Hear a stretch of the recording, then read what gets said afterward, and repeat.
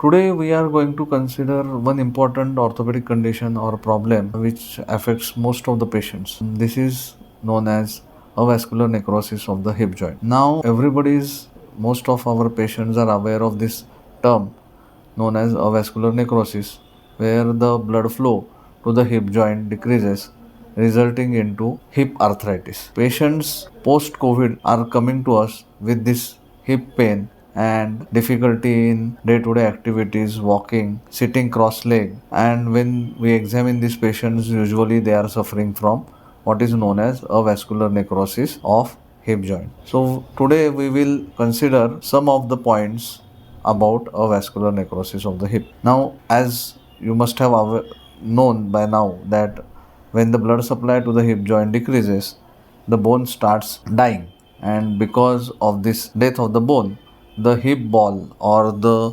um, head portion of the hip joint here, it starts becoming weak, and under the body pressure there is a collapse of the hip joint. This collapse results into arthritis and pain.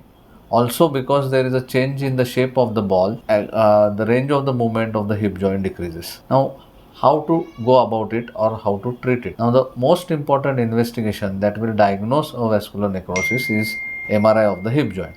So, it is very important if the patient is suffering from hip pain or restricted hip movements, then he should undergo MRI as early as possible.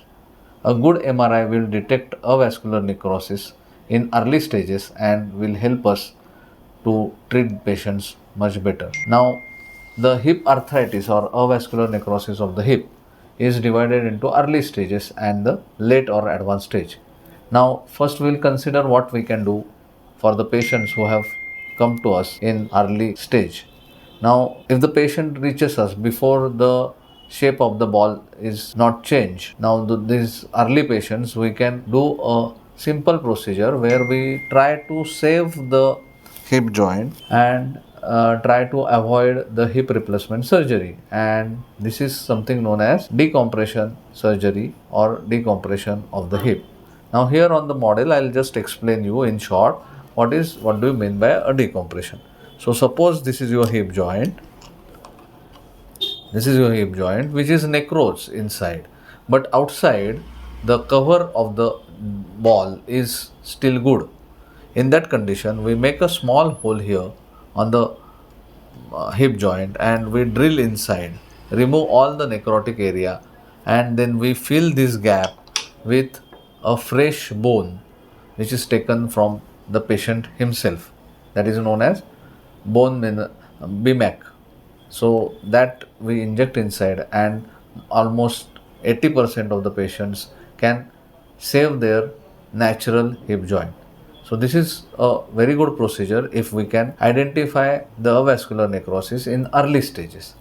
Now, if patient doesn't turn up to us in early stage, then usually the shape of the ball changes, and along with the shape of the ball, change in the shape of the ball of the hip joint, there are some degenerative changes on the acetabular side or on the cup side as well. In those cases, in the case of advanced osteoarthritis, the decompression is no more useful, and all those patients need to undergo what is known as hip replacement surgery. Now, hip replacement surgery or a total THR or total hip replacement surgery is a surgery in which we replace both the femoral component, that is head of the hip joint, as well as the cup of the hip joint.